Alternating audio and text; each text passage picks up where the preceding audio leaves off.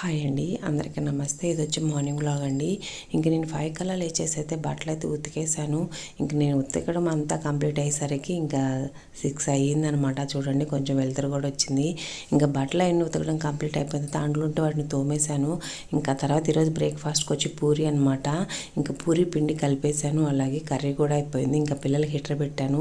ఈ చలి దెబ్బకు చూడండి మా పిల్లలు ఎలా ముసుగు కప్పేశారో ముగ్గురును.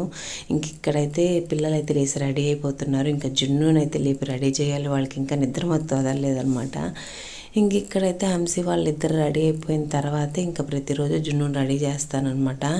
ఇంకా హంసిక అయితే రెడీ అయిపోయింది, అలాగే వైషి కూడా ఇంకో పక్క రెడీ అవుతుంది.